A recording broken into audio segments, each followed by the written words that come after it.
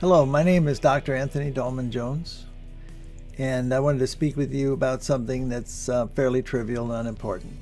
It's called reality. I was taking philosophy in a course in undergraduate school as a freshman, and because I started in the middle of the year, they stuck me in courses I didn't belong in. Excuse me. And I certainly didn't belong in philosophy at 18 years of age. Often maintain that probably people aren't ready for philosophy until 40, or some people never. My professor was named Bill Keeney. I'll never forget. He was a Mennonite. His collars right here were frayed on the end. But the first thing he said to create drama, I think, to get us excited about philosophy, was he pointed out the window. It was a beautiful day. And he said, "Do you see that tree out there?" Well, me being a freshman, I looked. "How do you know it's real?" he said. I thought, boy, am I in the wrong course.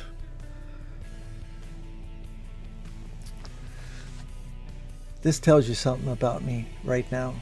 So I raised my hand, and he said, "Yes." And I said, "I know it's real, because if it isn't, that squirrel is walking on thin air." And he said, "What's your name?" And I said, "Bill Smith."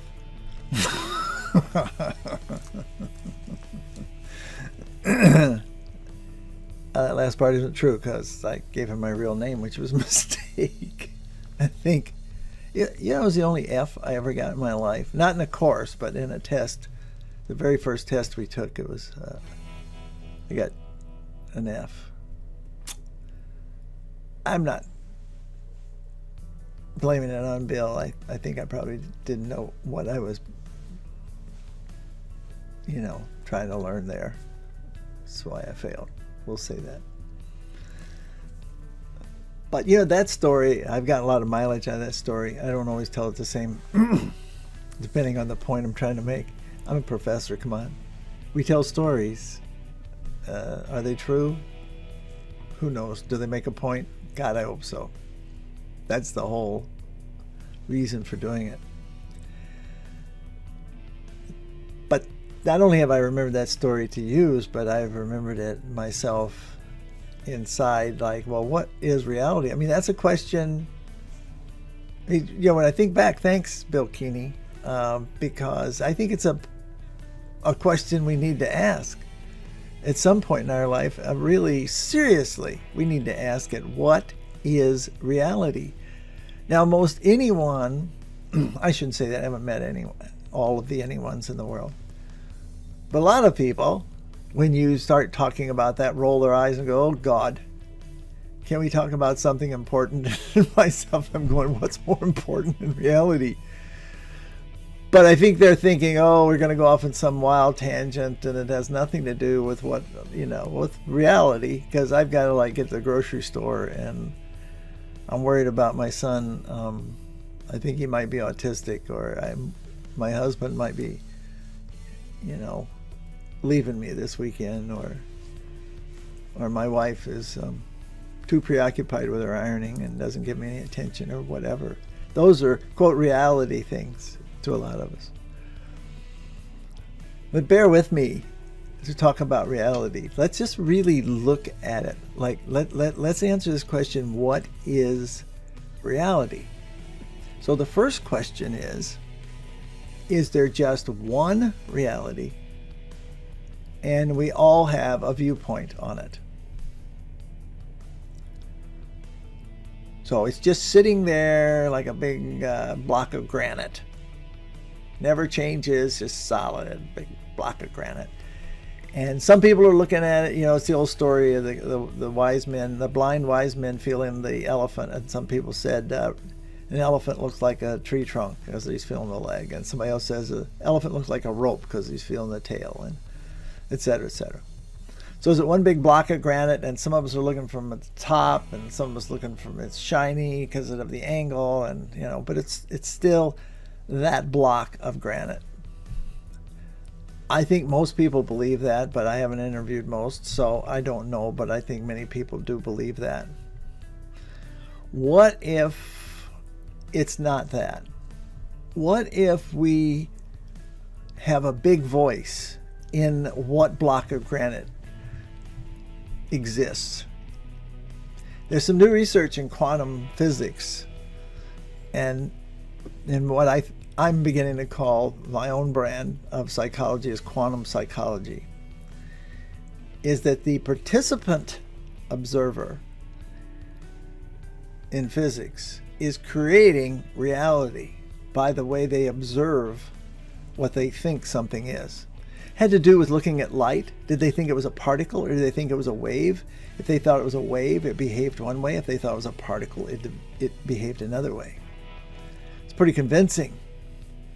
Okay. But I don't think it's that complicated. I think you come out of a movie, and we've all sat in the same theater, maybe a little different angles. Some people had, popcorn. Some people had, cotton candy. But we're all looking at the same movie. There's only one movie showing. And we walk out of there, and you listen to what people say. And some people go, wow, that was just awesome. I want to see it again. I can't wait to tell Doug. He's going to love this, And somebody else will go, it's all right. And somebody else might say, well, that was a waste of 2 hours of my life. But the popcorn was good. And then you hear somebody else say, boy, that popcorn was just way too salty. So that gives us a kind of another look at this thing we call reality, doesn't it? How much are we creating reality? So I think there's three basic postures we can look at. One, there's this one reality, period. That's it. Okay. Two, we are totally the artist of our lives. We totally create it by what? By our experiences in the past being projected into the present, by our beliefs, by our preferences, and sometimes just because we notice certain things that other people don't notice, and who knows why. Maybe it's genetic, maybe we have keener senses of vision or smell. And that brings up the thing about the senses. Some people, big into smelling stuff. Theater stunk, and people got, I didn't like the floors, they were sticky, and other people go, I thought it was all right. And somebody goes, it was stuffy in there, or somebody, it was cold, I wish I brought a sweater. So you see my point, okay? That are we just like in here, like a block of granite, but we are then creating out there a total creative fictional world. But to us it's real. That's the question. Okay. Somewhere in between then, from there's this reality that's solid, ever present, never changing or whatever for anybody. And then there's this, we're creating reality. Totally, we're creating it, just like we're writing a book.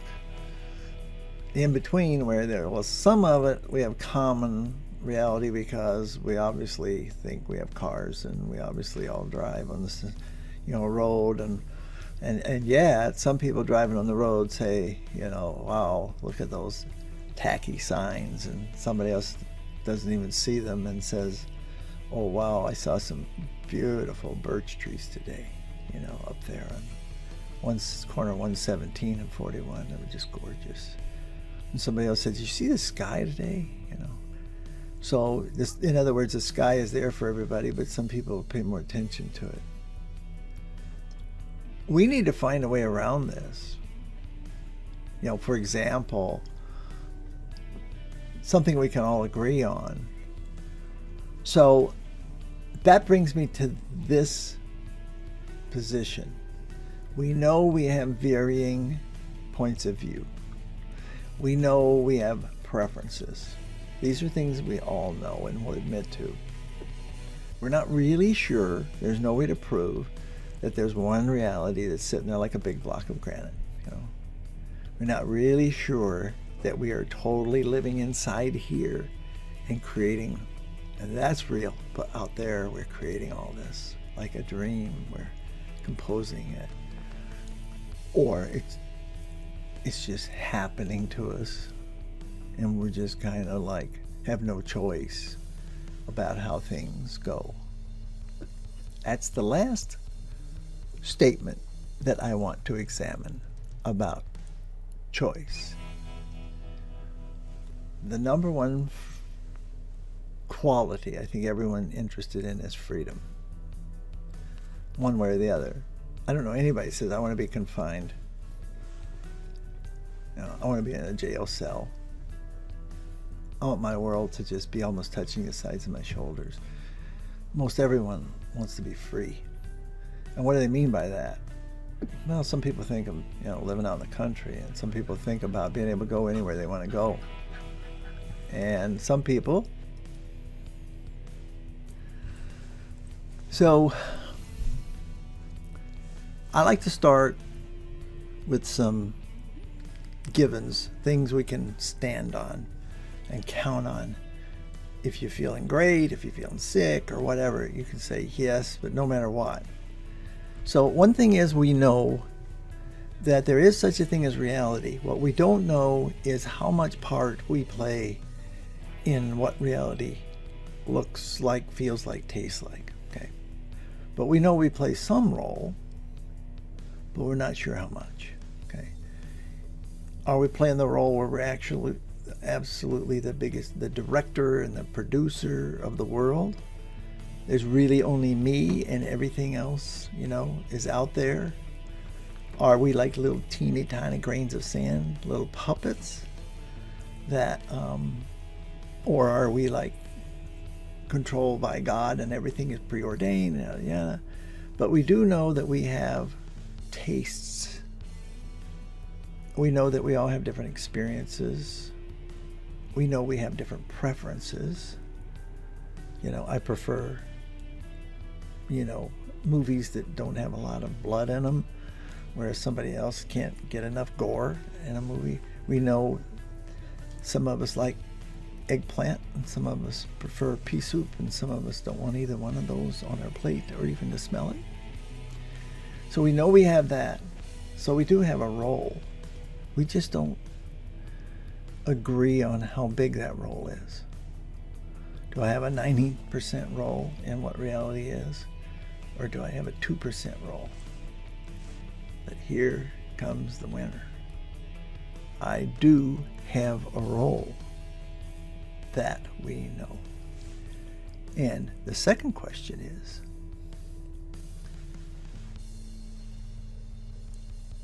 what can I do with that role? What liberties do I have with that role? We know we can change it based on what? Based on this principle of human physics. Another thing we can prove and we know is true is that what we focus on expands. What do I mean by that? Well, if I have a toothache, I don't know why I looked at my finger right there. If I have a toothache, and by talking about it and thinking about it and running my tongue around that tooth, I can make it bigger and bigger and bigger. Excuse me. If I think I never have enough money, I can always find many, many ways to prove that to myself. I can just focus on how little money I look. See that car? I can't afford that. I'll never be able to afford that because I only make blank amount of money. We also know that's relative. We know that people who are millionaires see Lamborghinis and go, ooh, it's too expensive for me. Why? Well, because they're about $250,000. We also know that there's a certain relativity in preferences of vehicles. Like a bicycle saves energy and I get fresh air and this and that. And other people go, I hate bikes. I want to get there fast. I want a car that, gets me there. And then we have people in degrees. My son, he likes speed. He wants to have the 4-carb this and the whatever, and you go clocks at 190, and you can reach 0 to 60 in 3.5 seconds. I mean, you can't use any of that I know. I hope not, but that's big with him. He will never ever buy a junker. He will never ever buy a Volkswagen, a 4-cylinder car. Never. Okay. Me, I drive a 4-cylinder car. A Nissan. It's freaking bulletproof. It never breaks down. It gets 35, 40 miles a gallon. It's cute, and it serves my needs well. He helped me shop and get a good deal on it, but he would never buy that car. So you see the flavor of what I'm saying here is how much choice we have. Maybe a little, maybe a lot, but we can change by focusing or not focusing on things, how big that thing gets in our reality. So I used to work with my clients, and they had certain impulses or compulsions they had a hard time controlling. And we had, they'd say something like, people who are sex addicts, they say, I see a good looking, guy or girl, and I can't. I just gotta have them. I just can't. I fantasize. I can't stop. I want to talk to them. I chase them. I'm almost guilty of harassment. Same person, somebody else would look at it, wouldn't care. So we would have a discussion with people who have these compulsions. And by the way, it's not necessarily sex. It could be food. I start thinking about, chocolate candy, and I can't stop. I want it, and pretty soon I've just got to drive to the store and get a big chocolate bar. So we had a agreement we came to, my client and I. Stop feeling guilty about the first thought that pops into your head. If you see someone and lust after them, you didn't, it happened before you had your hand on the switch. If it pops into your head, oh man, all I can think about, recently is an ice cream cone, and I'm on this diet. So we agreed we can't control when a thought might pop into our head, but what we can control is focusing on it, obsessing over it. We know we have a choice, and if you have a hard time exercising that choice, we had training experiences. I would train people to change their focus on something else until the obsessive thought disappeared. Because thoughts have a track record. They have a beginning, a middle, and an end. The length depends on how much you think you can shorten it, and how much you think it just has a life of its own. So we would say, okay, the next time you start thinking about food when you're, in between meals and you shouldn't, you've got to change what you focus on. Don't keep focusing on food. The next time you see one that was attractive and you're married and you shouldn't, you couldn't help it that the thought came into your head, but you can sure as heck help entertaining that thought. Stop entertaining that thought. So, for example, if you see someone who's attractive, you're married, you love your spouse, but you're drawn, okay, you must shift your focus to something else. Anything. So, some people use a rubber band they would use a rubber band to change their focus to the snap on their wrist, which gets your attention when you pull a rubber band out about that far and let go. Okay. Or just look at a doorknob. Just look at that doorknob. What color is it? How's it shining? Does it have a little smudge on it? Does it have a paint fleck on it? And how big is that doorknob? 3 inches across, 2.5, until this other thought had gone away. So we know we have that ability. Okay.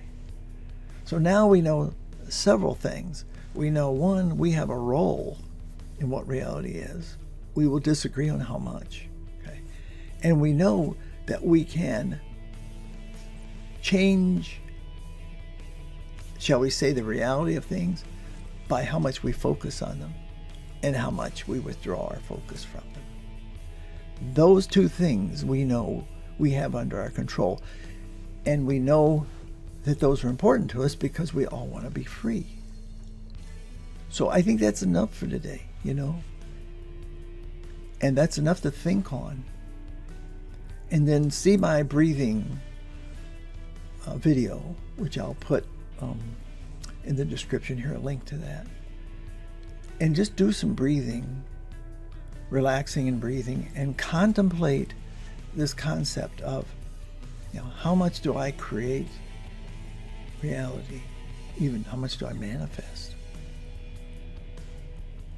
How much do I bring to the fore by my focus? What can I do about that? And how can I use those two things to be more free in my life? Now that is something to think about.